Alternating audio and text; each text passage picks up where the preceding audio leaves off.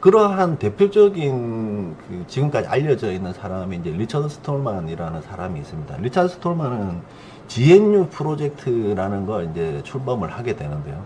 근데 이 프로젝트를 시작하게 된 배경을 이제 말씀드리면, 리처드 스톨만은 그 당시 이제 MIT의 인공지능 랩에서 어떤 일을 하고 있던 중이었어요. 근데 그때 그 당시 연구실에서 쓰고 있는 프린터기의 제조사가 이제 제록스였는데, 이 제록스 프린터 같은 경우에 연구소의 장비랑 붙여서 출력을 시도하면 고장이 잦았어요. 그래서 잦은 고장 일으키고 이제 이런 것들을 보면서 스톨만은 소스 코드를 확보해서 고치려는 시도를 하게 되고요. 근데 이 제록스 프린터사는 드라이버의 소스 코드를 공개해 주지 않습니다. 그 과정에서 리처드 스톨만은 이제 어떤 철학적인 인사이트를 생각하게 되는 거죠. 왜 이전에 자유롭게 쓰던 코드를 구할 수 없고, 그래서 나쁜 소프트웨어 환경 때문에 이렇게 업무에 장애가 있고, 이 부분에서 이제 화가 나기 시작합니다. 그래서 리처드 스톨만은 이 부분에 대한 어떤 생각을 철학적으로 어떤 변화가 필요하다고 생각하고, 그리고 1983년에 유즈넷의 지금으로 치면 여러분이 아는 게시판, 포럼 같은 예전에 어떤 저희 커뮤니케이션을 하던 채널이에요.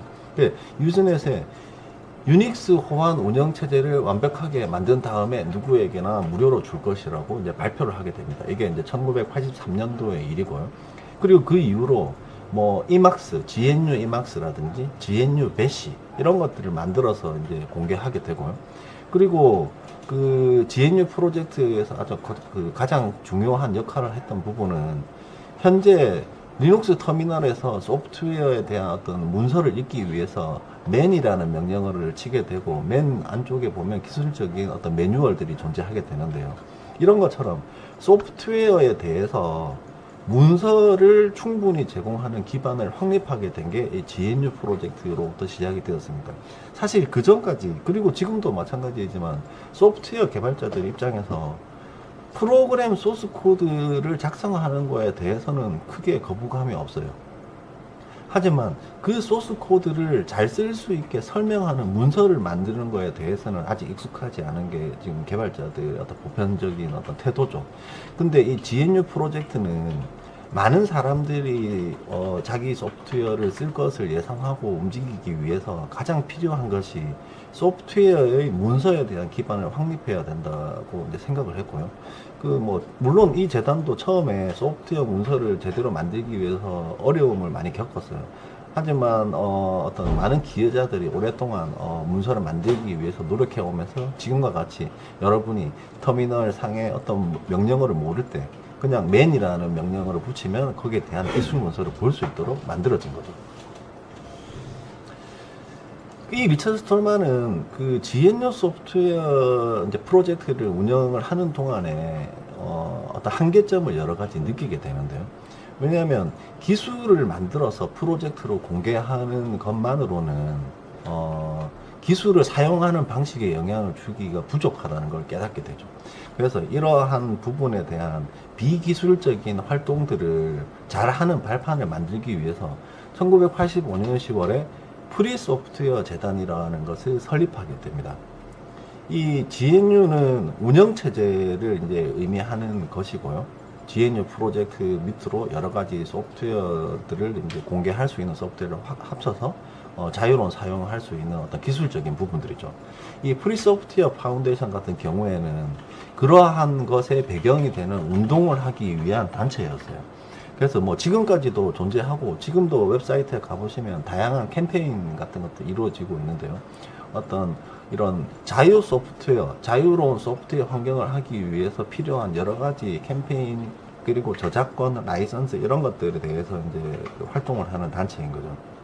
이 프리 소프트웨어 파운데이션의 가장 큰 업적이라고 하면 사실 라이선스 및 저작권법을 확립한 것입니다.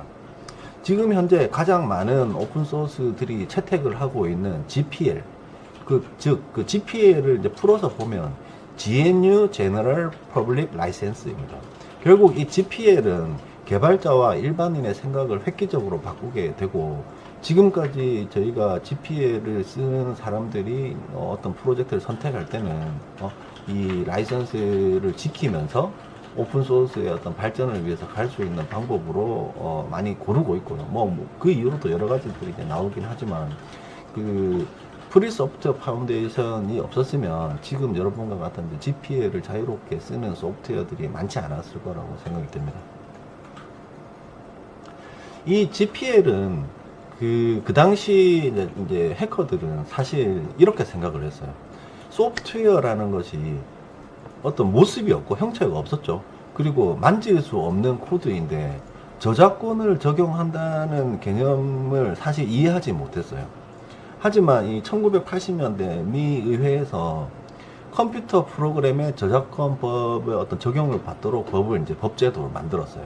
그리고 1983년쯤 됐을 때는 이 프랭클린 컴퓨터라는 회사에 애플 컴퓨터에서 저작권법을 위반했다고 소송을 걸게 됩니다. 그리고 그 판결이 이루어지는 과정에서 이제 대부분의 사람들이 소프트웨어 코드, 즉 프로그램을 저작권법으로 인정하고 해야 한다는 걸 이제 사람들이 인식하게 되는 거죠. 근데 이제 이런 상황이 벌어지니까 FSF, 즉 프리 소프트웨어 파운데이션에서는 이 저작권이라는 걸 적극적으로 이용하기 위한 정책을 이제 생각합니다. 그래서 GNU 이막스에 어떤 사용되었던 라이선스를 GPL로 수정해서 이 전체 이제 카피레프트라는 방식의 GNU GPL을 탄생시키게 되고요. 예, 그렇기 때문에 이제 그 이후로 사람들이 GPL이라고 하는 라이선스를 자유롭게 사용하게 됩니다. 그리고 여러분이 잘 이제 식별하지 못하는 라이선스 중에 이게 어떤 질문들도 많이 나오는 부분인데 LGPL이라고 부르는 라이선스가 있습니다. 이 LGPL이라는 라이선스는 사실 GPL을 이제 사람들이 계속 쓰고 있었어요. 근데 이제 GPL이 쓰이는데 문제점이 뭐라고 생각했냐면 이것을 사용한 다른 소프트웨어 프로그램은 반드시 커뮤니티에 공개를 해야 됐었죠.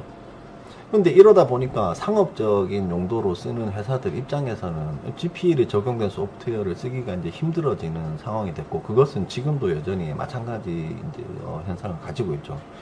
근데 이제 이런 부분을 계속 적용을 하다 보면 사람들이 GPL을 널리 쓰지 않게 될 테니까 GNU 프로젝트를 하기 이제 프리 소프트웨어 파운데이션의 입장에서 보면 조금 더 상업적으로 쓰기에 좋은 라이선스가 필요하게 됩니다.